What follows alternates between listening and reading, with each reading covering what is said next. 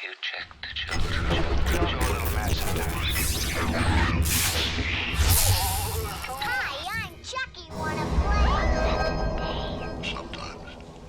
That is better. You're gonna need a bigger boat.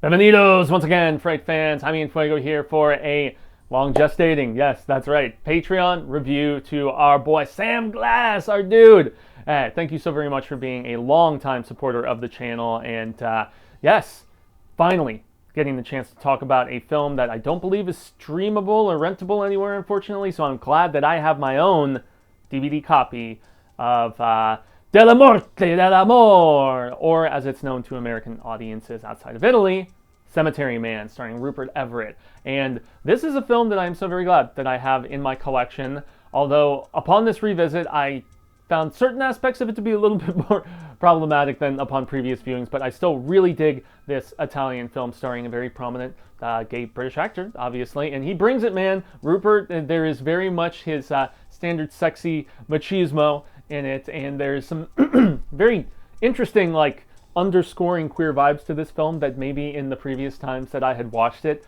I didn't pick up on, most notably this friendship between Rupert's character and this other guy in the film. And so I was watching this through, especially being in June and everything, you know, when I got the chance to rewatch this, I was looking at it through a much more analytical lens than the fact that there's a lot of boobs and sex in this, and the fact that it's a film that is fairly goofy and does a interesting job of trying to balance tone and whatnot. I don't know if it always succeeds, but without spoiling things, I do absolutely love the reveal of the ending without going into like major, spoilery sort of territory or anything like that. But so yeah, Rupert Everett is essentially a guy in this film who works at he's basically at a cemetery, hence the title of the film in the translation. And another thing that I was unaware of is that this is actually based on a graphic novel.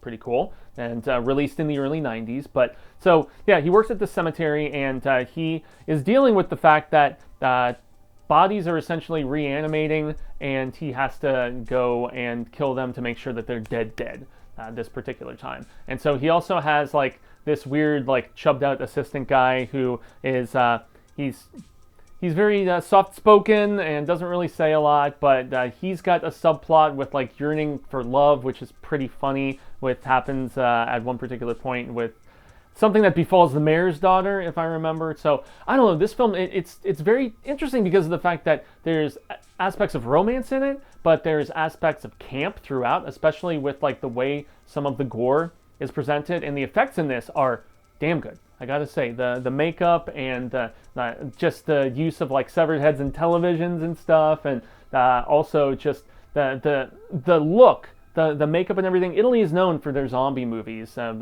the more serious, Fulci and Argento and whatnot. So this is a protege of theirs, if I'm not mistaken, Michelle something, god damn it. It's so many names to remember, as you guys know. But yeah, so this, I believe, is a protege or somebody who at least, studied at the tutelage of those two very prominent Italian horror giallo sort of guys. And this does have some of those vibes as far as, the Italian horror filmmaking. But I will definitely contend it's less on the serious and more on the camp dramedy sort of vibe of things, especially with regards to Rupert's character and the fact that he keeps seeing this woman who is introduced early on, she's very obviously perceived as a gold digger because she was married to this dude, like, we're talking like Anna Nicole Smith status, man, like way older than her.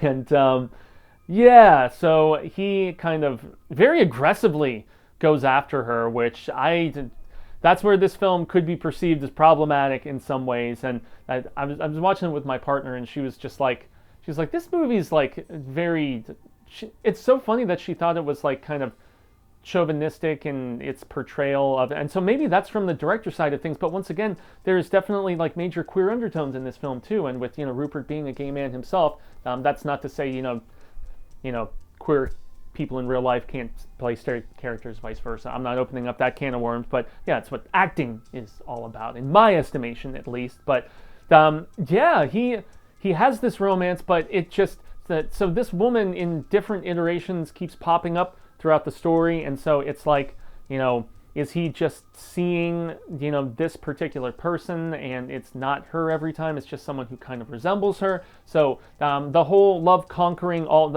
upon watching this when I was significantly younger, I definitely got more of that vibe of, love conquering, like, time and space, and that's why he keeps encountering different iterations of her, even if some of the later ones, like where it's that actress and then another woman who's with her and they're hitchhikers and there's sex involved, and then in turn there is like a double cross, or hey, you're gonna pay us for that sex, right? That sort of thing. We're trying to get through college. It's kind of silly. So this movie is pretty silly a lot of the time.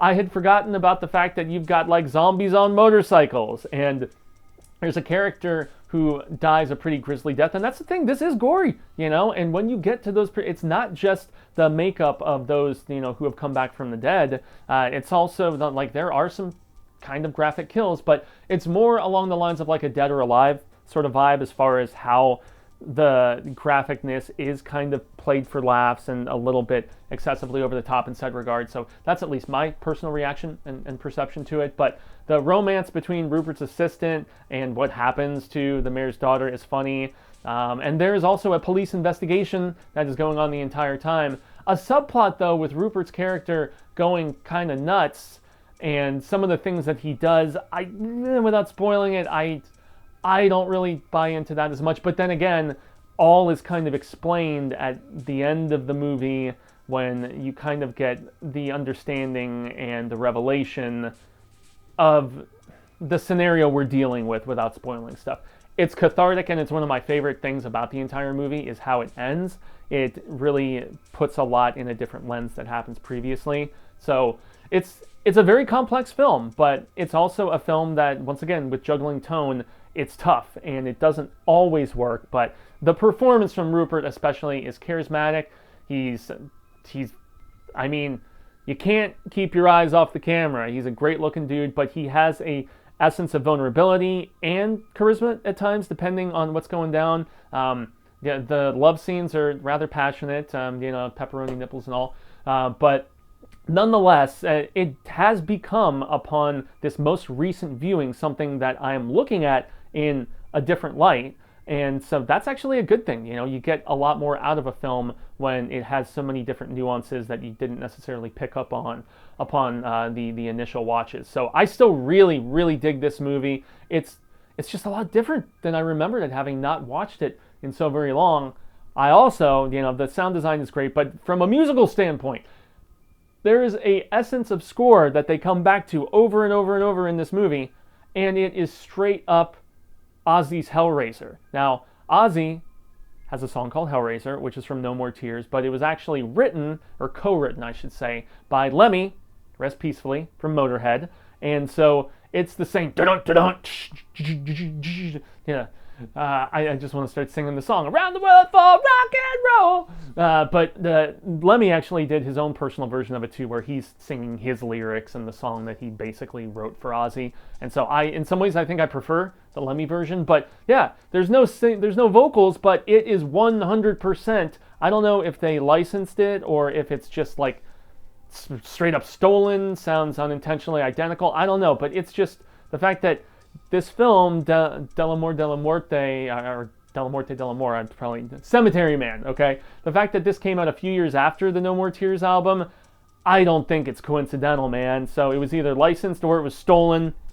Who knows, one or the other. But that's my thoughts, same glass, on Cemetery Man. I really dig this movie, but I have a much more complex impression of it at this particular point. And so I think that's a good thing at the end of the day. So I extend a grande gracias to all patrons checking this out. I have obviously been Jaime and Fuego, and very stoked that you took the chance to watch this far into the video to get my thoughts on Cemetery Man. If you want to up your tier and suggest films for us to watch, if you want to engage in the poll, whatever it may be, we greatly appreciate it. And I'm not sure if they're unlisted, liking and so on is still a part of the process with helping us with the algorithms and whatnot. But yeah, hey, just coming and watching this makes my day, and I know it does Cecil's and Robert and the rest of the crew as well. So that's going to do it, everybody. I've got, I think, one, maybe two more to do before this Sunday will be coming to an end. But yes, I've been Fuego and y'all have been Rad Status. And until next time, Fright fans, remember, stay scared.